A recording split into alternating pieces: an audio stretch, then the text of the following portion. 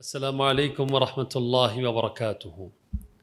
الحمد للہ والصلاة والسلام علی رسول اللہ وعلی آلہ واصحابہ اجمعین، اما بعد، قال اللہ تبارک وتعالی ان اللہ لا یغیر ما بقوم حتی یغیروا ما بانفسہم، وقال ایضا وما تشاءون إلا أن يشاء الله رب العالمين، وقال النبي صلى الله عليه وسلم اعملوا فكل ميسر لما خلق له۔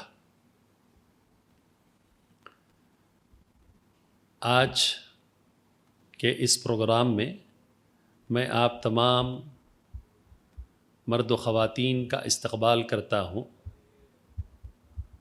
السلام علیکم ورحمۃ اللہ وبرکاتہ۔ آج جس عنوان پر مجھے گفتگو کرنی ہے وہ عنوان ہے اپنے آپ کو بدلو تبھی زندگی بدلے گی۔ عزیزان محترم اور پردہ نشین خواتین اسلام، عنوان کے تحت جو آیت کریمہ آپ کے سامنے پڑھی گئی، جس میں اللہ رب العزت فرماتے ہیں اللہ تبارک و تعالی کسی قوم کو نہیں بدلتا یا اس کو توفیق نہیں حاصل ہوتی حتی یغیروا ما بانفسہم، یہاں تک کہ وہ اپنے آپ کو بدلنے کے سلسلے میں فکر مند نہ ہو۔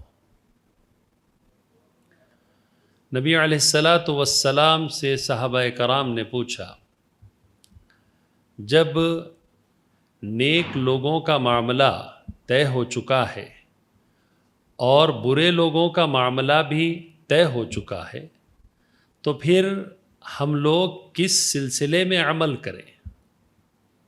اللہ کے نبی صلی اللہ علیہ وسلم نے فرمایا اعملوا، اچھے اعمال کرتے رہو، فکل میسر لما خلق لہ، جس شخص کو جس کے لیے پیدا کیا گیا ہے اس کے لیے وہ عمل آسان کر دیا جائے گا۔ اگر کوئی نیک اعمال کر رہا ہے، اللہ تبارک و تعالیٰ کی توحید، نبی علیہ السلام کی رسالت اور اسلام کی تمام وہ معلومات جس پر عمل کرنا، جاننا، سمجھنا ایک مسلمان کے لیے بہت ضروری ہے، وہ سارے کام انجام دے رہا ہے، تو یہ بات مانی جائے گی کہ اللہ تبارک و تعالیٰ اسے توفیق عطا کیے ہیں، اللہ کی توفیق سے یہ کام کر رہا ہے۔ وہیں دوسری جگہ اگر کوئی شخص گناہ کرتا ہے، گناہ پر اڑا رہتا ہے اور گناہوں کو بار بار انجام دیتا رہتا ہے، تو اس کے لیے گناہوں کا کرنا اور گناہوں کو انجام دینا یہ آسان کر دیا گیا ہے۔ اعملوا فکل میسر لما خلق لہ، جو بندہ جس کے لیے پیدا کیا گیا ہے وہ اسی راہ پر تیزی کے ساتھ میں عمل کرتا رہتا ہے۔ اچھے اعمال کے لیے جو پیدا کیا گیا، جنت کے لیے جس کو پیدا کیا گیا، وہ جنت تک پہنچنے والے اعمال کرتا رہے گا، اور جو جہنم کے لیے پیدا کیا گیا ہے، جہنم جس کا ٹھکانہ ہے، ہمیشہ اس کے اندر وہ سزاؤں سے دوچار ہونے والا ہے، تو پھر وہ اسی عمل کو بار بار کرتا رہے گا، جیسے کہ شرک و بدعت کا معاملہ، خرافات کا معاملہ، شیطان کو خوش کرنے کے والا معاملہ، اللہ تبارک و تعالیٰ کو ناراض کر کے شیطان کو خوش کرنے والا معاملہ. تو ایسے لوگوں کے لیے کہا جا رہا ہے کہ جس کو جس عمل کی توفیق ہو وہ عمل کرتا جائے گا. نیک عمل کی توفیق ہو رہی ہے تو یہ مانا جائے گا کہ اللہ تبارک و تعالیٰ نے اس کے لیے جنت والا معاملہ کیا ہے، اس کی یہ توفیق ہے، اللہ کی توفیق.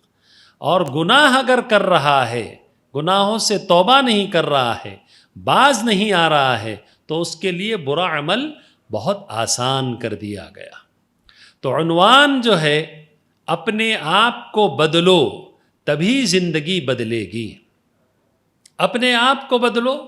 اللہ تبارک و تعالیٰ قرآن مجید میں فرماتے ہیں لمن شاء منکم ان یستقیم وما تشاءون الا ان یشاء اللہ رب العالمین. اللہ رب العزت جسے چاہے استقامت عطا فرماتے ہیں. وما تشاءون الا ان یشاء اللہ رب العالمین. انسانوں کے چاہنے سے، انسانوں کے سمجھنے سے، انسانوں کے چاہنے سے کچھ نہیں ہوگا، یہاں تک کہ اللہ رب العزت نہیں پسند کرتے، نہیں چاہتے ہیں. تو جو کچھ ہے وہ انسان کے اختیار میں بہت ہی محدود ہے. ساری چیزیں اللہ کی قدرت، اس کی حکمت اور اس کی مشیت کے ساتھ چل رہی ہے. کوئی چیز اس کی حکمت، مشیت اور قدرت سے باہر نہیں ہے. اگر نیک اعمال کر رہے ہیں تو اس پر اللہ کا شکر ادا کرتے ہوئے استقامت اختیار کرنی چاہیے، اور برے اعمال اگر انجام دے رہے ہیں توبہ، استغفار، اللہ کی طرف رجوع ہونا اور اللہ تبارک و تعالیٰ سے استغفار طلب کرتے ہوئے، اپنے گناہوں کی معافی مانگتے ہوئے رجوع ہونے کی کوشش کرنا. تبھی یہ دونوں چیزیں ایک بندہ اپنے اختیار سے کر رہا ہے، گرچہ اللہ رب العالمین کی قدرت اور حکمت اور مشیت سے ہی یہ تمام چیزیں انجام پا رہی ہیں. عزیزان محترم، اپنے آپ کو بدلو. اپنے آپ کو بدلیں گے، گناہوں کے سلسلے میں توبہ کریں گے. جو گناہ کر رہا ہے اسے یہ سمجھنا چاہیے، اللہ رب العزت فرماتے ہیں وَلَا تَحْسَبَنَّ الَّذِينَ، جو لوگ گناہ کر رہے ہیں وہ اس بات کا گمان نہ رکھیں کہ ہم، یعنی اللہ رب العزت ان سے غافل ہیں. اللہ رب العزت غافل نہیں ہے، نعوذ باللہ. وہ ہر چیز کو جان رہا ہے، سمجھ رہا ہے، دیکھ رہا ہے، جان رہا ہے. تو انسانوں کو گناہ کرتے ہوئے یہ جاننا بہت ضروری ہے کہ اللہ تبارک و تعالی ہمارے اعمال سے غافل نہیں ہیں. انما یؤخرہم لیوم تشخص فیہ الابصار. بہت کم مہلت دی گئی ہے، کم وقت کے لیے ہمیں مہلت دی گئی ہے. جب اللہ رب العزت پکڑنے پہ آئے گا، جب اللہ رب العزت جکڑنے پر آئے گا، جب اللہ رب العزت گناہوں کے کیے جانے پر، گناہوں کے کیے جانے پر مؤاخذہ کرنے پر آئے گا، تو یہ بڑا معاملہ ہو جائے گا، بہت بڑا معاملہ ہو جائے گا. اس لیے انسان کو گناہ کرتے ہوئے اس بات کو ہمیشہ ذہن میں رکھنا چاہیے کہ وہ انسان گناہ کر رہا ہے، اسے بہت لمبی مہلت نہیں ہے، لمبی اسے مہلت نہیں دی گئی ہے، بلکہ بہت ہی محدود اس کا دائرہ ہے. اور اس دائرے میں جب وہ یہ گناہ کا عمل کرتا ہے تو اللہ رب العزت اس کے گناہوں سے واقف ہے، اور پوری طریقے سے واقف ہے. جب وہ پکڑنے پر آئے گا، جب وہ جکڑنے پر آئے گا اور مؤاخذہ کرنے پر آئے گا تو بڑی سختی کے ساتھ وہ مؤاخذہ کرے گا. یہ تو ایک اپنے آپ کو بدلنا، تبھی زندگی بدلے گی. یہ ایک اسلامی پہلو ہے. شرعی نقطہ نظر سے چند باتیں 2 آیتوں اور ایک حدیث کے حوالے سے میں نے آپ کے سامنے رکھنے کی کوشش کی. عزیزان محترم، امت مسلمہ جو ہے وہ ایک ایسی امت ہے، ایک ایسی قوم ہے جس کو اللہ رب العزت نے خاص طور پر امت مسلمہ، امت محمدیہ کو ایک ویژن کے ساتھ، ایک مقصد کے ساتھ، ایک ٹارگٹ کے ساتھ، ایک پروجیکٹ کے ساتھ، ایک ٹاسک کے ساتھ میں پیدا کیا ہے۔ امت مسلمہ کو اللہ تبارک و تعالیٰ نے با مقصد پیدا کیا ہے، بے مقصد نہیں ہے، با مقصد پیدا کیا ہے۔ امت مسلمہ کا جو مشن ہے وہ بہت بڑا مشن ہے۔ کسی بھی کام کو کرنے کے لیے آپ پلاننگ کرتے ہیں، بہت اچھی پلاننگ کرنے کے بعد میں اس کو ایگزیکیوٹ کرنے کی آپ جو ٹیم بناتے ہیں، ایک ٹیم ہوتی ہے جو آپ کے پلان کو، آپ کے پروجیکٹ کو، آپ کے مشن کو زمینی استر پر، گراؤنڈ لیول پر ایگزیکیوٹ کرنے کی، نافذ کرنے کی وہ کوشش کرتی ہے اور اس پروجیکٹ کو نافذ کرتی ہے۔ تو امت مسلمہ کو اللہ تبارک و تعالیٰ نے اس دنیا میں جس مشن کو ایگزیکیوٹ کرنے کے لیے بھیجا ہے وہ مشن ہے لا الہ الا اللہ محمد الرسول اللہ۔ یہ بہت بڑا مشن ہے۔ لا الہ الا اللہ کے پھیلانے کی ذمہ داری اس پوری دنیا میں 800 کروڑ لوگ ہیں، 600 کروڑ کی آبادی اسلام سے ناواقف ہے، اسلام قبول نہیں کی ہے، اسلام کو جانتی نہیں ہے، اسلام کے بارے میں مسکانسیپشنز، غلط فہمیاں ان کے دل و دماغ میں ہیں، تو ان تک اسلام کا صحیح میسج، توحید کا میسج، رسالت کا میسج، آخرت پر ایمان کا میسج اور پیغام، اور ساتھ ہی ساتھ انسانوں کے درمیان میں ایکوالٹی، مساوات کا، انصاف کا، بھائی چارے کا اور غلامی سے آزادی کا یہ جو مشن ہے، پروجیکٹ ہے، اس کو نافذ کرنے کے لیے، ایگزیکیوٹ کرنے کے لیے اللہ تبارک و تعالیٰ نے امت مسلمہ کو اتنے عظیم مقصد کے لیے پیدا فرمایا ہے۔ امت مسلمہ کا ایک فرد بھی جب تک دنیا میں قائم رہے گا قیامت واقع نہیں ہوگی، اور امت مسلمہ کا ایک فرد بھی اگر ہے تو اس کی بھی یہ ذمہ داری ہوگی کہ اللہ کی توحید کا جو پیغام ہے اس پیغام کو لوگوں تک پہنچائیں، نبی علیہ الصلوۃ والسلام کی رسالت کا جو پیغام ہے اس پیغام کو پہنچائیں، آخرت پر ایمان کا جو تصور ہے، جو ایمان کا معاملہ ہے، جو فکر ہے، اس کو بھی پہنچائیں۔ 13 سال مکی زندگی میں نبی کریم صلی اللہ علیہ وسلم 3 پروجیکٹ پر کام کیے: توحید، رسالت، آخرت۔ 13 سال لگاتار، سلسلہ وار، مسلسل، وداؤٹ اینی ڈیلے جس کو ہم کہتے ہیں، اور بغیر کسی رکاوٹ کے صبح و شام 24/7 جس پروجیکٹ کو اللہ کے نبی صلی اللہ علیہ وسلم نے مکی زندگی میں انجام دیا وہ پروجیکٹ تھا توحید، مشن توحید تھا، مشن رسالت تھا، مشن آخرت تھا۔ اور اس کے ساتھ ساتھ جب آپ نے لا الہ الا اللہ محمد الرسول اللہ کا اعلان کیا تو جو لوگ اس وقت کے سوشل لیڈر تھے، سماجک لیڈر تھے، کچھ وہاں پولیٹیکل لیڈرز تھے اور کچھ وہاں پر ریلیجیس لیڈر بنے بیٹھے تھے، 360 بتوں کو انہوں نے اپنے من گھڑت مذہب کی بنیاد پر گھڑے رکھا تھا اور اس کو معبودانہ نے باطل کی وہ عبادت کر رہے تھے۔ جب ان کے کانوں میں یہ بات پڑی لا الہ الا اللہ، یہ لا الہ الا اللہ کا کلمہ جب ان کے کانوں سے ٹکرایا تو سوشل، پولیٹیکل، ریلیجیس تینوں لیڈرشپ ہل گئی، تینوں لیڈرشپ ہل گئی. کیوں؟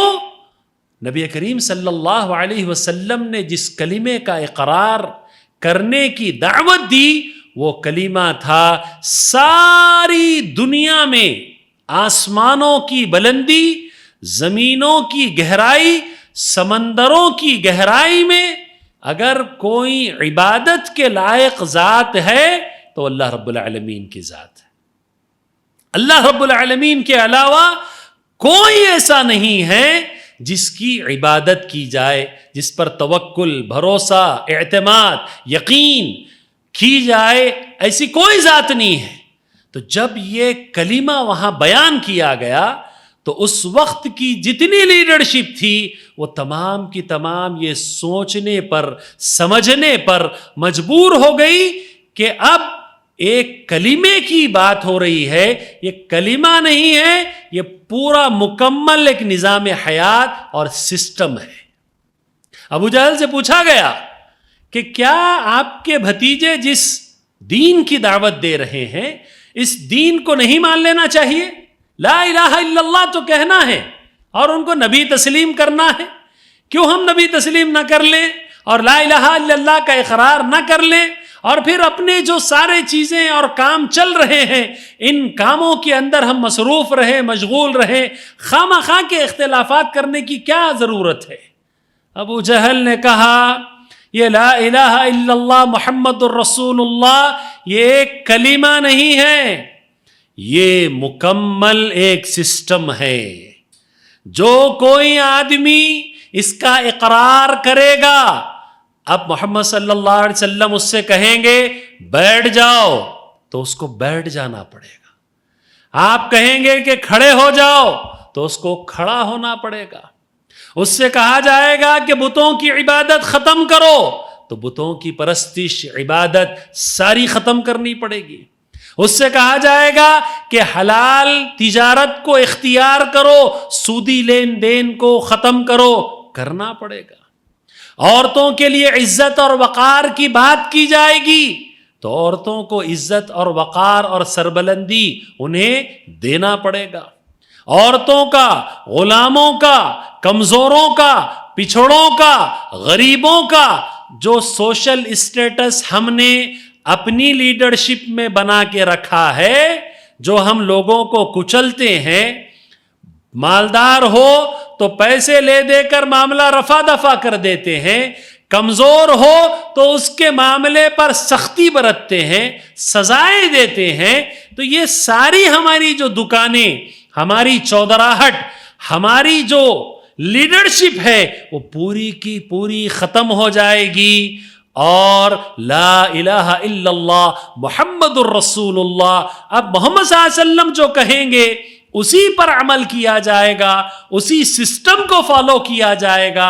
یہ لا الہ الا اللہ کلمہ نہیں بلکہ یہ ایک سسٹم ہے. اب آپ صلی اللہ علیہ وسلم کے بعد میں صحابہ کرام کی جماعت نے اس سسٹم کو سنا، سمجھا، عمل کیا، اپنے اوپر نافذ کیا اور اس کو پوری دنیا میں امپلیمنٹ اور نافذ کرنے کے لیے وہ اپنے گھروں سے نکلے، اپنے گھروں سے نکلے اور تیزی کے ساتھ میں بہت ہی کم مدت میں اسلام بہت دور دور تک پھیلنے لگا. کیسے پھیلنے لگا؟ کیوں پھیلنے لگا؟ اس لیے کہ اسلام بات کرتا ہے مشن توحید کی، اللہ کے علاوہ کسی کی عبادت نہیں کی جائے گی، خالص اللہ کی عبادت ہوگی. اور اسلام بات کرتا ہے عبادت کا جو طریقہ کار ہے وہ محمد صلی اللہ علیہ وسلم سیٹ کریں گے. آپ کے بتائے ہوئے طریقے پر عبادت ہوگی. آپ نے جس انداز سے بتایا، جیسے آپ نے کیا، جیسے آپ نے کرنے کا حکم دیا ویسے عبادت کی جائے گی.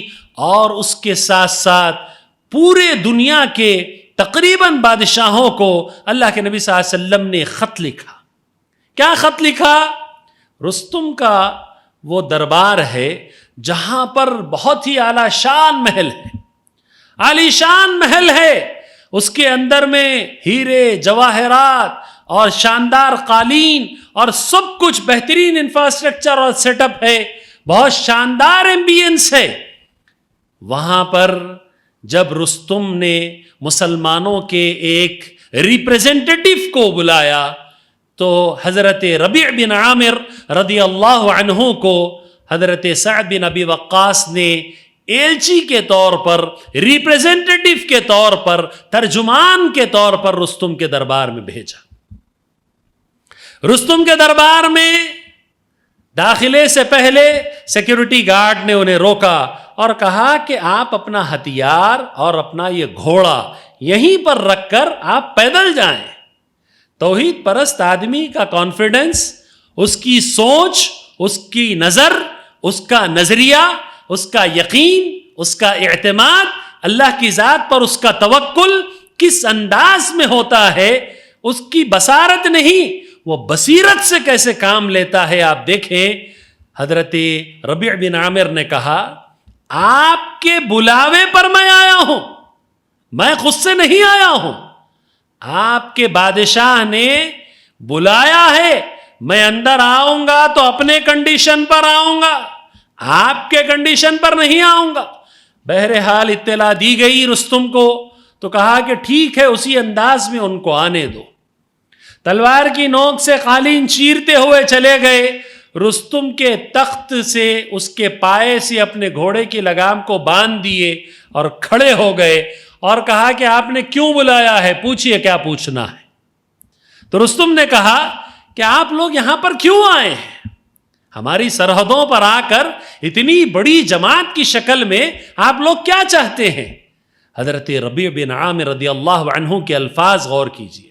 آپ نے کہا جئنا لنخرج العباد من عبادت العباد الى عبادت رب العباد, ہم یہاں آئے ہیں تاکہ اللہ کے بندوں کو بندوں کی غلامی سے نکال کر اللہ کی عبادت کی طرف لے جائیں. ہمارا یہ مقصد ہے, ہمارا یہ مشن ہے. ہمارا مشن کیا ہے؟ آپ نے جس کمیونٹی کو, انسانوں کو آپ نے جو دبا کے رکھا ہے, اپنا غلام بنا کر رکھا ہے, اس غلامانہ ویوستھا, سوشل اسٹیٹس کو اپڈیٹ کرنے کے لیے ہم یہاں پر آئے ہیں. ہم یہاں آئے ہیں لوگوں کو تمہاری غلامی سے نکال کر اللہ کی بندگی کی طرف لے جانے کے لیے آئے. دوسرا مشن آپ نے بتایا وَمِن جَوْرِ الْأَدْيَانِ إِلَىٰ عَدْلِ الْإِسْلَامِ, تمام مذاہب کے ظلم اور ستم کے قوانین کو توڑ کر اسلام کے عدل اور انصاف کی طرف لے جانے کے لیے ہم آئے ہیں. تیسرا آپ نے کہا وَمِن ضَيْقِ الدُّنْيَا إِلَىٰ سِعَةِ الدُّنْيَا وَالْآخِرَةِ, کہ ہم دنیاوی تنگیوں سے نکال کر دنیا اور آخرت کی آسائشوں, آرامیوں کی طرف لے جانے کے لیے آئے ہیں. تو رستم نے پوچھا اگر ہم یہ بات آپ کی مان لیتے ہیں تو پھر کیا ہوگا؟ کہا کہ یہ بادشاہت, یہ چودراہٹ, یہ گدیاں, یہ لیڈرشپ ساری آپ کے پاس رہے گی, ہم کو کچھ نہیں چاہیے, ہم جا رہے ہیں. 3 مشن حضرت ربیع بن عامر نے بتائے. پہلا مشن توحید کا مشن بتایا, توحید. اس کے بعد دوسرا مشن سوشل اسٹیٹس کا آپ نے بتایا, انصاف کا آپ نے بتایا. آج سوشل جسٹس نہیں ہے, اکنامیکل جسٹس نہیں ہے, آج ریلیجیس جسٹس نہیں ہے. آج اس سرزمین پر آسمان کے نیچے سب سے زیادہ اگر کسی ذات کو نظر انداز کیا گیا تو اللہ رب العزت کی ذات کو نظر انداز کیا گیا. اس کا جیسے حق ادا ہونا تھا ویسے اس کا حق ادا نہیں کیا گیا. تو یہ میسج اور پروجیکٹ اور مشن, اس کو پھیلانے کی, پہنچانے کی, امپلیمنٹ کرنے کی اگر کسی قوم کے اندر ذمہ داری دی گئی تو وہ امت محمدیہ کے اندر ذمہ داری دی گئی. قرآن مجید کہتا ہے سورہ آل عمران میں کنتم خیر امت اخرجت للناس اے مسلمانوں مومنوں تم بہترین قوم کا حصہ ہو، بہترین قوم کا حصہ ہو، اخرجت للناس، لوگوں کے لیے تمہیں نکالا گیا ہے، پیدا کیا گیا ہے، یعنی لوگوں کی سروسز کے لیے نکالا گیا ہے۔ لوگ کون ہیں؟ 600 کروڑ کی آبادی دنیا کی یہ لوگ ہیں۔ انڈیا اور بھارت کے اندر آپ دیکھیں گے تو 100 کروڑ سے زائد آپ کو SC ST OBC ملیں گے، تقریباً OBC ادر بیکورڈ کلاسز 60% ہے، 60% میجورٹی ہے۔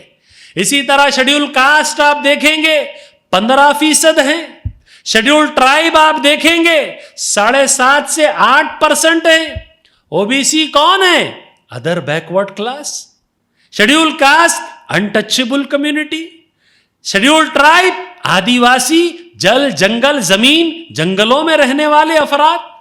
تو ان لوگوں کو توحید کا، رسالت کا، آخرت کا، مساوات کا، انصاف کا، بھائی چارے کا اور غلامی سے آزادی کا جو پیغام دینا ہے، وہ پیغام دینے کی ذمہ داری مسلمانوں کی ہے، امت محمدیہ کی ہے۔ اسی لیے اللہ تعالیٰ نے کہا اخرجت للناس، پیدا کیا گیا لوگوں کی سروسز کے لیے۔ تأمرون بالمعروف، مشن بتایا گیا، نیکی کا حکم دیجئے۔ سب سے بڑی نیکی اس دنیا میں کلمہ لا الہ الا اللہ کا اعلان اور اس کا پرچار اور پروپیگنڈا کرنا ہے، اس کو پھیلانا ہے۔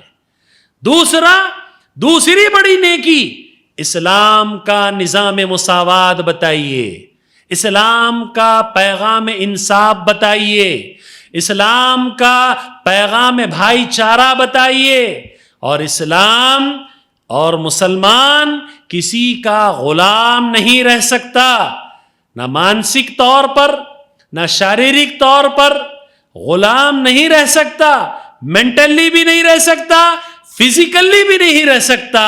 ہم اگر غلام ہیں، بندے ہیں، اگر کسی کے بندے ہیں تو اللہ رب العزت کے بندے ہیں، اور کسی کا ہماری جانوں پر، ہماری نفسوں پر، ہمارے نفسوں اور جانوں پر حق اور اختیار نہیں ہے۔ تأمرون بالمعروف، یہ مشن بتایا گیا، وتنہون عن المنکر، اور منکر سے روکیے۔ سب سے بڑا منکر اس دنیا میں اگر کوئی ہے تو وہ اللہ تبارک و تعالیٰ کی ذات کے ساتھ شریک کرنا، شرک کرنا ہے۔ منکر سے روکیے۔ منکر شرک اکبر، شرک اصغر، چھوٹا شرک ہو، بڑا شرک ہو، ہلکا والا ہو، بڑا چھپا ہوا یا بالکل ظاہری طور پر ہو، تمام شرک کی قسموں سے روکنا ہے۔ اور دوسری جو چیز ہے، آپ دیکھ رہے ہیں لوگوں کو انٹچبل بنا دیا گیا، چھو نہیں سکتے آپ آدمی کو، انٹچبل ہے۔ تو اس کو بتائیے اسلام کا پیغام مساوات اور ایکوالٹی کیسا ہے۔ تو ان ایکوالٹی کے خلاف میں مسلمان کی ذمہ داری ہے بھارت کے کہ وہ بات کرے۔ انجسٹس ہو رہا ہے، جسٹس کی مسلمان بات کرے گا۔ ہاسٹیلٹی، دشمنی ہو رہی ہے، دشمنیاں پیدا کی گئی ہیں، تو مسلمان کو بردرہڈ کی بات کرنی پڑے گی، اور سلیوری کا اگر نظام ہے تو لبرٹی کا پیغام دینا یہ مسلمان کی ذمہ داری ہے۔ تو یہاں آج اس مبارک محفل میں جو عنوان رکھا گیا، اپنے آپ کو بدلیں تبھی زندگی بدلے گی۔ اپنے آپ کو بدلنا اس سے کہا جا رہا ہے جس کو ایک مشن اور مقصد کے لیے پیدا کیا گیا۔ اس مشن اور مقصد سے بڑا اس کے لیے کوئی ٹاسک اور کوئی پروجیکٹ نہیں ہو سکتا۔ ایسی ورکنگ فورس جو امپلیمنٹ کرنے کے لیے بنائی گئی تھی، پروجیکٹ کو ایگزیکیوٹ کرنے کے لیے پیدا کی گئی تھی، لوگوں کی رہنمائی کے لیے پیدا کی گئی تھی، لوگوں کی رہبری کے لیے پیدا کی گئی تھی، لوگوں کو ظلم اور ستم کے دلدل سے نکال کر اسلام کے انصاف کی طرف لانے کے لیے پیدا کی گئی تھی، آج بدقسمتی سے اس قوم کی جو حالت ہوئی ہے پوری دنیا کے اندر میں اگر ہم دیکھیں گے تو اس کے حالات بڑے ہی خراب نظر آ رہے ہیں. Specially being a citizen of India, بھارتی ناگرک ہونے کی حیثیت سے، بھارت کے سٹیزن ہونے کی حیثیت سے اگر ہم دیکھتے ہیں تو آج مسلمان ہر جگہ پر پریشان ہیں. مسلمان پریشان ہیں. ماب لنچنگ کے واقعات، ٹرپل طلاق کے واقعات، حجاب کے واقعات، اوقاف کے واقعات، مسجدوں کو ڈھانے سے لے کر مدرسوں پر بات کرنے تک کے واقعات، اور ہر جگہ پر جہاں جہاں پر آپ ماب لنچنگ کے ساتھ بہت ہی زیادہ عورتوں کے ساتھ بدسلوکی کے واقعات دیکھ رہے ہیں. یہ سارے واقعات پورے بھارت کے تقریباً 800 ڈسٹرکٹ میں اور 6.5 لاکھ گاؤں میں اور 32 اسٹیٹ میں آپ کو آئے دن سننے، دیکھنے، پڑھنے، سوشل میڈیا کے مادھیم سے، مین اسٹریم میڈیا کے ذریعے سے، الیکٹرانک اور پرنٹ میڈیا کے ذریعے سے آپ کو دکھنے میں آ رہے ہیں. سلوشن کیا ہے؟ پرابلمز کو بیان کرنا یہ امت مسلمہ کا اور کسی اس کے فرد کا یہ شیوا نہیں ہے، یہ پروجیکٹ نہیں ہے، یہ ٹاسک نہیں ہے. مسلمان وہ ہے جو معاشرے کا ٹربل شوٹر بنے پرابلمز کا. مسلمان وہ ہے جو جہاں پر عدم مساوات، انیکوالٹی چل رہی ہے اور مسلمان ہیں تو اس کو ایکوالٹی سے بدل دے. مسلمان وہ ہے ظلم و ستم کے اگر انسانوں پر پہاڑ توڑے جا رہے ہیں اور اگر وہاں مسلمان ہیں تو مسلمان وہاں انصاف کی آب و ہوا کو قائم کر دے. اسی طریقے سے اگر دشمنیاں انسانوں کی جماعتوں میں پیدا کر دی گئیں، غلط فہمیاں پیدا کر دی گئیں، لوگوں کو مار دھاڑ کے لیے ابھار دیا گیا، تو ایسے وقت میں مسلمان کی ذمہ داری ہے امن کی، محبت کی، بھائی چارے کی، الفت کی، دوستی کی فضا کو عام کرے. اور کسی نے بھی اگر کسی جماعت کو غلام بنا کر رکھا ہے تو مسلمان کی ذمہ داری ہے کہ اس غلامانہ ویوستھا سے نکال کر آزاد فضاؤں میں اس کو سانس لینے کا مستحق بنایا جائے. حضرات گرامی، آج جو حالات ہیں ملک کے خاص طور پر، ہم ماشاء اللہ قرآن مجید اور ساتھ ہی ساتھ پیارے نبی صلی اللہ علیہ وسلم کی احادیث، ایک ہاتھ میں رب کا فرمان ہے اور دوسرے ہاتھ میں محمد صلی اللہ علیہ وسلم کی بات چیت احادیث کی شکل میں. ایک ہاتھ میں رب کا کلام ہے، دوسری طرف محمد کا فرمان ہے. یہ دونوں چیزیں ہونے کے باوجود آج بھارت کے مسلمان ویژن لیس، مشن لیس، لیڈر لیس کیسے ہو گئے ہیں؟ کیوں ہو گئے ہیں؟ آج جو استھتی ہے، آج جو سچویشن ہے، 100 کروڑ سے زائد آبادی جو او بی سی کی، ایس سی کی، ایس ٹی کی 100 کروڑ سے زائد آبادی، قرآن مجید کی روشنی میں ان کو الناس کہا گیا. قرآن مجید الناس کے لیے ہدی للناس قرآن اپنے بارے میں کہتا ہے. محمد صلی اللہ علیہ وسلم نے کہا میں تمام انسانوں کے لیے بھیجا گیا ہوں. آپ صلی اللہ علیہ وسلم نے انسانوں کی فلاح اور بہبودی کے لیے، ان کی کامیابی اور کامرانی کے لیے آپ نے سارے کام کیے. اللہ کی توحید کا جہاں آپ نے اعلان کیا، وہیں سوشل جسٹس کے لیے آپ نے بھرپور کوششیں کی. ایک مرتبہ ابو جہل کسی کا مال ہڑپ لیا اور وہ شخص جس کا مال ہڑپ لیا گیا، کھا لیا گیا، وہ شخص آپ صلی اللہ علیہ وسلم کے پاس آتا ہے جب آپ نبی نہیں بنائے گئے، اور آ کر کہتا ہے کہ آپ کے چچا نے میرا مال ہڑپ لیا ہے. تو اس کے بعد اللہ کے نبی گئے کھٹکا مارا اور کہا ابو جہل میرے چچا آپ اس شخص کا مال واپس کیجئے، اس شخص کا مال واپس کیجئے، اور جب تک آپ اس کا مال واپس نہیں کریں گے میں یہاں سے ہلوں گا نہیں۔ ابو جہل گیا اور اس کا مال، وہ شخص کا مال واپس لا کر دیا۔ اما خدیجہ رضی اللہ تعالی عنہا جب آپ صلی اللہ علیہ وسلم پر پہلی وحی نازل ہوئی تو آپ پسینے میں شرابور ہو کر گھر واپس آئے اور کہا کہ زملونی یا خدیجہ، مجھے چادر اڑا دو اے خدیجہ۔ کچھ دیر کے بعد افاقہ ہوا تو آپ صلی اللہ علیہ وسلم نے فرمایا مجھے اپنی نفس پر، اپنی جان پر خدشہ ہے۔ حضرت خدیجہ نے جن الفاظ کے ذریعے آپ کو تسلی دی وہ الفاظ نہیں تھے، وہ آپ صلی اللہ علیہ وسلم کی ڈیلی روٹین تھی، وہ آپ صلی اللہ علیہ وسلم کا کیریکٹر تھا، وہ آپ صلی اللہ علیہ وسلم کا عمل تھا، آپ کے اخلاق تھے اور آپ کا اس وقت کا روٹین ورک تھا۔ کیا کہا؟ حاشا وکلا، ہرگز نہیں، اللہ تبارک و تعالی آپ کو ضائع نہیں کرے گا، برباد نہیں کرے گا۔ کلا لن یخزیک اللہ ابدا، ہرگز اللہ آپ کو برباد نہیں کرے گا، نامراد نہیں کرے گا۔ کیوں؟ انکا تصل الرحمہ، آپ صلہ رحمی کرتے ہیں، آپ مہمان نواز ہیں، آپ بوجھ زدہ آدمی کا بوجھ ہلکا کر دیتے ہیں، آپ کمزور لوگوں کے لیے پیسہ کما کر، محنت اور مشقت سے پیسہ کما کر ان لوگوں کی آپ مدد کرتے ہیں۔ اور پھر کہا وَتُعِينُ عَلَى نَوَائِبِ الْحَقِّ، حق کے معاملے میں آپ ڈٹے رہتے ہیں، سامنے کتنی بھی بڑی طاقت کیوں نہ ہو، اگر آپ حق پر ہیں تو اس کے مقابلے کے لیے آپ کھڑے ہو جاتے ہیں۔ تو یہ جو الفاظ تھے یہ آپ صلی اللہ علیہ وسلم کی شان میں، یہ دل کو اطمینان دلانے کے لیے الفاظ، یہ روٹین ورک تھا نبی کریم صلی اللہ علیہ وسلم کا۔ اسی لیے آپ صلی اللہ علیہ وسلم حلف الفضول کا حصہ رہے۔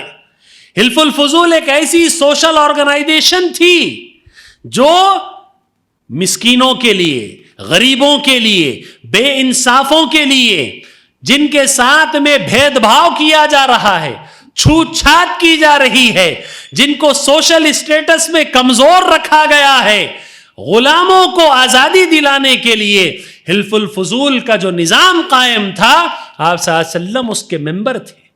نبی کریم صلی اللہ علیہ وسلم نے مدینہ منورہ پہنچنے کے بعد حلف الفضول جیسے آرگنائزیشن کی، سنگٹن کی تعریف کی اور کہا کہ آج بھی ایسے کوئی اگر آرگنائزیشنز یا سنستھائیں یا حلف الفضول جیسی کوئی جماعت قائم ہوتی ہے تو میں اس کی ضرور تائید کروں گا۔ عزیزان محترم، مسلمان اپنے آپ کو بدلے گا تو زندگی بدلے گی۔ ہم کہاں آ گئے ہیں، ہم کہاں پہنچ گئے ہیں، ہم کن حالات سے دوچار ہیں۔ آج ملک کی تمام آرگنائزیشنز کو، تمام جماعتوں کو، تمام تنظیموں کو، تمام عقل رکھنے والے افراد کو، نالج اور سمجھداری رکھنے والے افراد کو اس بات پر غور کرنے کی ضرورت ہے کہ آج ہم مسائل کا شکار ہو رہے ہیں، مسائل کا حل نہیں پیش کر رہے ہیں۔ مسائل کا حل کیا ہے؟ اگر اس مشن توحید کو ہم لے کر چلیں گے، مشن ایکوالٹی کو اگر مسلمان لیڈ کرے گا سماج کے اندر، مشن جسٹس کو مسلمان اگر لیڈ کرے گا، مشن بردرہڈ کو، پورے انسانوں کے لیے بردرہڈ ہو، مسلمان اگر لیڈ کرے گا، مشن پیس کے نام پر اگر مسلمان اس کو لیڈ کرے گا تو آپ یقین مانیے آج مسلمان بھارت کے اندر عزت کے ساتھ، وقار کے ساتھ دیکھا جائے گا، عزت اور وقار کے ساتھ دیکھا جائے گا۔ تعلیمات تو قرآن کے اندر میں موجود ہے، نبی کریم صلی اللہ علیہ وسلم کی احادیث کے اندر موجود ہیں، تعلیمات ہیں، یہ ڈاکومنٹری پروف ہے، یہ قیامت تک باقی رہنے والا ہے۔ لوگ جو اس ملک کے اندر افراتفری پیدا کر رہے ہیں وہ کون لوگ ہیں؟ وہ وہی لوگ ہیں جو پوری دنیا میں افراتفری پیدا کرنا چاہتے ہیں. یہ وہی لوگ ہیں جن کو اسلامک پوائنٹ آف ویو سے ہم یہودی کہتے ہیں. اسرائیل کا یہودی ہے, ایران کا یہودی ہے, بھارت کا, انڈیا کا یہودی ہے.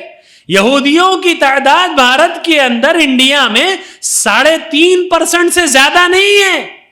یہودی ہیں اوریجن کے حساب سے, جغرافیکلی اگر دیکھیں گے.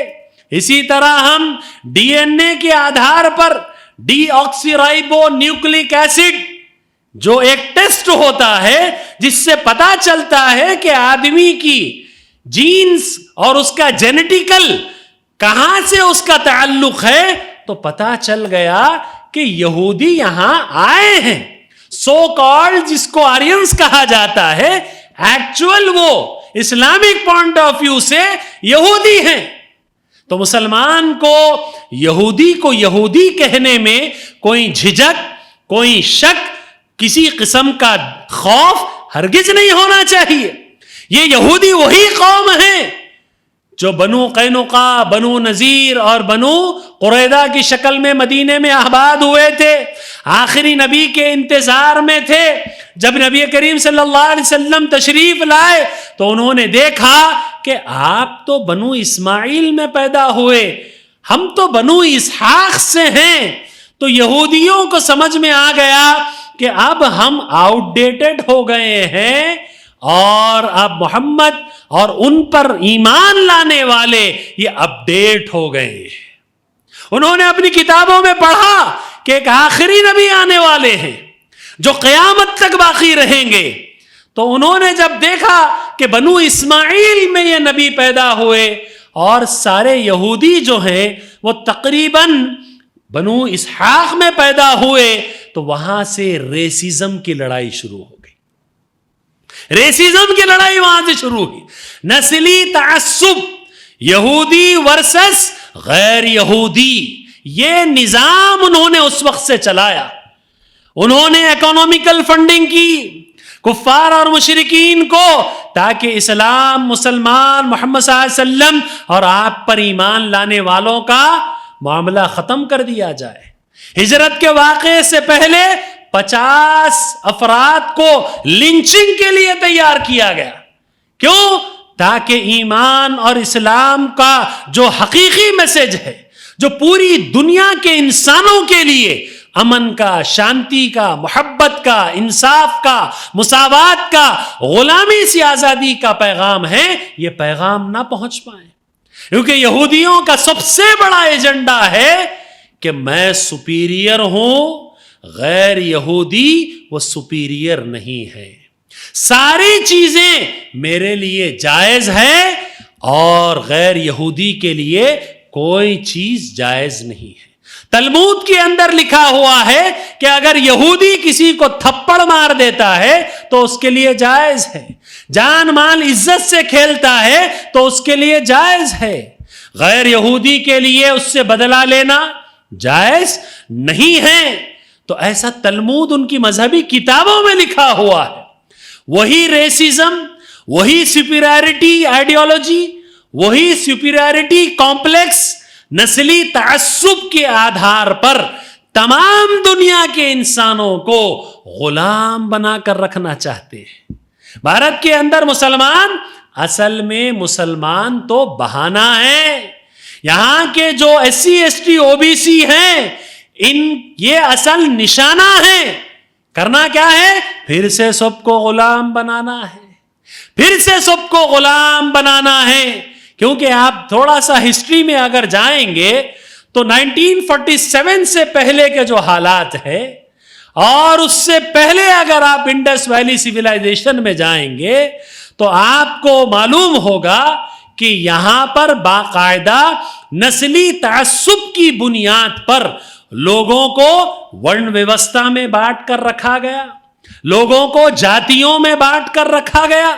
منڈل کمیشن کی اگر رپورٹس دیکھیں گے تو 3743 کاسٹ او بی سی کے اندر ملتی ہیں, 1703 کاسٹ شیڈیول کاسٹ کے اندر ملتی ہیں, 801 کاسٹ शेड्यूल ट्राइब के अंदर मिलती हैं। ओवरऑल 6243 कास्ट, लोगों को जातियों में, कास्ट में बांट कर रखा गया है। इस्लाम जातिवाद के खिलाफ है, इस्लाम नस्ली तअस्सुब के खिलाफ है। मोहम्मद सल्लल्लाहु अलैहि वसल्लम ने ऐलान किया, ऐ मेरी बेटी, मुझसे जो मांगना है मांग लीजिए। इस दुनिया में मैं आपके लिए कुछ कर सकता हूं, लेकिन अल्लाह तबारक व तआला के मुआमले में मैं कोई चीज नहीं कर सकता। अपनी फूफू से कहा, अपने दोस्त अहबाब से कहा। क्यों? इस्लाम नस्ली तअस्सुब या हसब और नसब पर चलने वाला दीन और मजहब नहीं है, बल्कि ये ईमान, इस्लाम, अमल और कैरेक्टर और अखलाक पर और मिशनरी वर्क के ऊपर में चलने वाली आइडियोलॉजी रखता है। तो जो रेसिज्म यहां है वो 3.5% जो यहूदी हैं उनकी जानिब से टारगेट किया जा रहा है, उनकी जानिब से बताया जा रहा है सारे इंसानों को गुलाम बनाकर रखना हम इस व्यवस्था के और इस आइडियोलॉजी के टोटल खिलाफ है। रिलीजियस पॉइंट ऑफ व्यू से भी, सोशल पॉइंट ऑफ व्यू से भी और तमाम इंसानी नजरियात के पॉइंट ऑफ व्यू से भी। और इसकी हमें पूरी इजाजत, इस प्रोपोगंडे की, इस विचारधारा और इस आइडियोलॉजी को फैलाने की जो चीज हमें इजाजत देता है वो भारत का संविधान है, भारत का कॉन्स्टिट्यूशन है। कॉन्स्टिट्यूशन ऑफ इंडिया अगर मैं और आप पढ़ते हैं तो फंडामेंटल राइट्स है, मेरे fundamental rights. Being a citizen of India, मुझे राइट है, फंडामेंटल राइट है कि मैं फ्रीडम ऑफ स्पीच, बोलने की मुझे आजादी है, बोलने की मुझे आजादी है। फ्रीडम ऑफ एक्सप्रेशन, अपने माफी जमीर को अदा करने की आजादी है। फ्रीडम ऑफ रिलीजन, किसी भी दीन और मजहब को कबूल करने की मुझे आजादी है। इसी तरह आर्टिकल 25, 26, 27 से 29 तक अगर आप देखेंगे तो आपको मदरसा बनाने की, इस्लामिक ऑर्गेनाइजेशंस का सेटअप करने की, उसको प्रोमोट करने की, उसको अच्छे कामों के लिए इस्तेमाल करने की सारी आपके पास में इजाजतें हैं। भारत का मुसलमान कुरान पढ़ा है, अहादीस से नबवी पढ़ा है, लेकिन एक चीज जरा उसके साथ में मिस हो गई है, वो है कॉन्स्टिट्यूशन ऑफ इंडिया। तो मैं तमाम हजरात से गुजारिश करूंगा, मर्द व खवातीन से गुजारिश करूंगा, और हमारी जो फ्यूचर लीडरशिप यहां पर है इनसे भी अपील और गुजारिश करूंगा कि कुरान और हदीस के साथ भारत का जो संविधान है इसको समझने, जानने, पढ़ने और इसके आर्टिकल्स को याद करके अपनी भाषा, लैंग्वेज, गुफ्तगू में उसको इस्तेमाल करने की कोशिश करें। यह दौर तीर और तलवार का या गोली और बंदूक का नहीं है, यह लोकतंत्र है, डेमोक्रेसी है। और डेमोक्रेसी में भाषा जो है, गुफ्तगू जो है, अगर वो कॉन्स्टिट्यूशनल लैंग्वेज से होती है तो ये बहुत बड़ी तब्दीली मुसलमान जो भारत के हैं उनके अंदर में आएगी। अगर हम स्पिरिचुअली अगर देखेंगे तो सोशल जस्टिस के लिए काम करने की हमें कुरान और हदीस और मोहम्मद सल्लल्लाहु अलैहि वसल्लम पर ईमान लाने वाले सहाबा कराम की जमात ये भी इजाज़त देती है, और दलाइल मिलते हैं और कोशिशों के वाक़यात मिलते हैं। और इसी तरीके से कुरान और हदीस का मैसेज एक तरफ है, सोशल जस्टिस का मैसेज एक तरफ है। सोशल जस्टिस, इकोनॉमिकल जस्टिस, ये होना बहुत ज़रूरी है। आप अंदाजा कीजिए, एक इंसान को बिठाकर उस पर पेशाब किया जा रहा है, इंसान के मुंह में घास ठोसी जा रही है, हर 3 मिनट में एक बहुत ही औरत के साथ में बदतरीन रेप का वाकया हो रहा है। ऐसी व्यवस्था में मुसलमान मौजूद होने के बावजूद ये सिस्टम चल रहा है। मुसलमान को कुरान, अहादीस रसूल और कॉन्स्टिट्यूशन ऑफ इंडिया को लेकर अब جس کا پیغام ہے وی دا پیپل آف انڈیا، ہم بھارت کے ناگرک اور اس کے سٹیزن ہیں، تو ہمارا مقصد کیا ہے؟ ہیومینٹی کے اندر ایکوالٹی کی بات کرنا، جسٹس کی بات کرنا، بردرہڈ کی بات کرنا اور لبرٹی کی بات کرنا۔ تو یہ کانسٹیٹیوشن کا پریامبل ہے، اس پر سوچ و وچار کرنا، غور و فکر کرنا، اس پر عمل کرنے کی کوشش کرنا۔ تو یہ مشنری ورک کے لیے اللہ تبارک و تعالیٰ نے مسلمان جیسی قوم کو پیدا کیا۔ آج اپنے ویژن سے اپنے مقصد سے غافل یہ قوم نظر آ رہی ہے، اپنے معاملات میں سکڑ گئی ہے۔ دنیا کے معاملات حل کرنے کے لیے مجھے اور آپ کو پیدا کیا گیا، آج اپنے معاملات بھی حل نہیں ہو رہے ہیں۔ دوسروں کی عزتوں کا محافظ بنا کر پیدا کیا گیا، آج ہماری مائیں بہنوں کی عزتیں محفوظ نہیں ہیں۔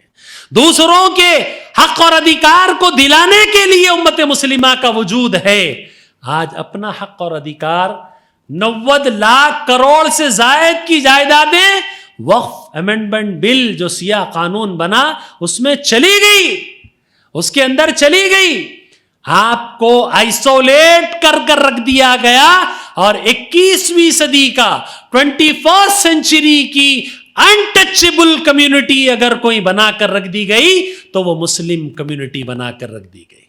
ان کے ساتھ بیپار مت کرو، ان کے ساتھ خرید و فروخت مت کرو، ان کو نہ سامان بیچو نہ ان سے سامان خریدو، ان کو آئسولیٹ کر رکھ دو، ان کو آئسولیٹ کر رکھ دو۔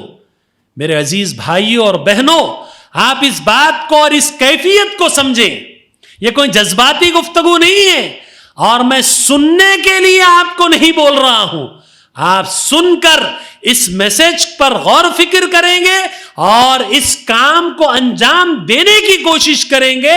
اس لیے میں یہاں پر گفتگو کے لیے آیا ہوں، اور میری جو گفتگو ہے وہ بہت ہی پن پوائنٹ ہے، سٹیک ہے، کلیئر ہے۔ ٹربل شوٹر بنا کر اللہ تعالیٰ نے مسلمان کو پیدا کیا، ٹربل شوٹر مسلمان رہے گا۔ اس ملک کے اندر اگر امن قائم کوئی کر سکتا ہے تو مسلمان کر سکتا ہے، قرآن اور حدیث اور کانسٹیٹیوشن آف انڈیا کے سہارے سے کر سکتا ہے، ورنہ سو کالڈ جو لیڈرشپس ہیں، سو کالڈ جو آرگنائزیشنز ہیں، سو کالڈ جو تنظیمیں ہیں، صرف شکایتیں کرنے سے، شکوہ کرنے سے کچھ نہیں ہوگا۔ جو مظلوم طبقات ہیں، سارے مظلوموں کو اگر متحد کر لیں گے، مظلوم کا اگر ساتھ دے گا تو ایک بڑی طاقت کے اندر وہ کنورٹ ہو جائے گا۔ ہمارے سلسلے میں جو نیریٹو قائم کیا گیا، اس کا کاؤنٹر نیریٹو مجھے اور آپ کو پیدا کرنا ہے، بولنا ہے، سمجھانا ہے، اور بار بار اس سلسلے میں لوگوں کی ذہن سازی کرنی ہے، یہاں تک کہ بھارت کے اندر میں پورے طریقے سے امن و شانتی کا ماحول پیدا ہو، انٹچبلٹی کا خاتمہ ہو۔ او بی سی جو لفظ ہے، ادر بیکورڈ کلاس، آپ او بی سی میں اپنے آپ کو رکھ کر خوش ہو رہے ہیں کہ ہمارے پاس او بی سی کا سرٹیفکیٹ ہے۔ مجھے افسوس ہو رہا ہے، جس قوم کو اللہ تبارک و تعالیٰ نے لوگوں کی رہنمائی اور رہبری کے لیے پیدا کیا، وہ قوم آج اپنے آپ کو بیکورڈ کلاس کے سرٹیفکیٹ کے رکھنے پر فخر محسوس کر رہی ہے۔ عزیزان محترم، الفاظ سخت ہیں، تلخ ہیں، لیکن حقیقت ہے، اور مسلمان جو بصیرت رکھتا ہے، بصارت کے ساتھ، علم کے ساتھ سمجھداری رکھتا ہے، وہ ہمیشہ دور سے آنے والے خطرات کو بھانپ کر گفتگو کرتا ہے۔ آج بہت بہترین پوزیشن میں بھارت کا جو مسلمان یہاں پر جو بھی ہے، وہ اپنے اس مشن کو اگر دوبارہ وہ اختیار کر لیتا ہے تو یقین مانیے، یا جو ہوائیں، لوگوں کی گفتگو، افراد، میڈیا، سسٹم جو اس کے خلاف میں چلتا ہوا نظر آ رہا ہے، وہ اس کے خلاف میں نہیں ہوگا، بلکہ اس کی مدد و نصرت میں ہوگا، اس کی تائید میں ہوگا۔ کانسٹیٹیوشن آف انڈیا مجھے اور آپ کو پوری اجازت دیتا ہے، اور میں انڈین آرمی نائک کے بیٹے ہونے کی حیثیت سے ہمارے والد نے، ہمارے باپ نے 19 سال اس ملک کی سرحدوں کی حفاظت کی ہے، باہر کے دشمن سے بھی نپٹا ہے اور اندر کے دشمن سے بھی نمٹنا یہ ہمارے خون میں ہے الحمدللہ۔ تو یہ چیز کوئی بڑا نہیں ہے، سب سے بڑی ذات اللہ رب العزت کی ذات ہے۔ انویزیبل جو شیطان ہے اس کو تو مسلمان اپنے بچوں کو تعلیم دیتا ہے، ویزیبل جو شیطان ہے، جو یہودی ہے، جن کی مانسکتا، جنہوں نے انیکوالٹی، انجسٹس، ہاسٹیلٹی اور سلیوری کی بنیاد پر اپنی آئیڈیالوجی کو پروموٹ کر رہے ہیں، آئیے میں اور آپ مسلمانوں کے ایک جھنڈ کے ساتھ، ایک جماعت کے ساتھ، ایک افراد کے ساتھ ہم اعلان کریں کہ مشن ایکوالٹی کا، جسٹس کا، فریٹرنیٹی کا، بردرہڈ کا اور لبرٹی کا مسلمان اس کو لیڈ کرے گا، اور ساتھ ہی ساتھ میں اسلام کا جو پیغام مساوات ہے، پیغام انصاف ہے، پیغام بھائی چارہ ہے، وہ پہنچائے گا، تاکہ مین اسٹریم میڈیا کے اندر میں 24/7 جو پروپوگنڈا، نیگیٹیوٹی جو چلائی جا رہی ہے اس کا خاتمہ ہو۔ اور اب وقت آ چکا ہے کہ ہر سمجھدار آدمی جو اپنے آپ کو مسلمان کہہ رہا ہے اس کی یہ ذمہ داری ہے کہ وہ اس مشن کا حصہ بنے۔ اللہ تبارک و تعالی ضرور ہمیں کامیاب کرے گا۔ اپنے آپ کو بدلیں گے تو ماحول پورا بدلے گا، زندگی بدلے گی، اور یقین مانیے ویژنری قوم کا حصہ ہے، لیڈرشپ قوم کا حصہ ہے۔ آج ویژن لیس ہو گئے ہیں، لیڈر لیس ہو گئے ہیں۔ پھر سے ایک مرتبہ اس سبق کو ہم دہرائیں گے، سبق پھر پڑھ، صداقت کا، عدالت کا، شجاعت کا لیا جائے گا تجھ سے کام، دنیا کی امامت کا۔ اللہ تبارک و تعالی مجھے اور آپ کو کہنے اور سننے کے ساتھ ساتھ حالات پر نظر رکھتے ہوئے، گہری فکر کرتے ہوئے، پلاننگ کے ساتھ ساتھ ایگزیکیوشن کے لیے کام کرنے کی توفیق عطا فرمائے۔ پلانرز بہت اچھے آ گئے، تھنک ٹینکس بہت اچھے رہ گئے، لیکن کوئی ریزلٹ اورینٹڈ کام نہیں کر سکا، چینج آف سسٹم پر کام نہیں کر سکا۔ قتل ہوتے رہے، عورتیں بلکتی رہی، معصوم کٹتے رہے۔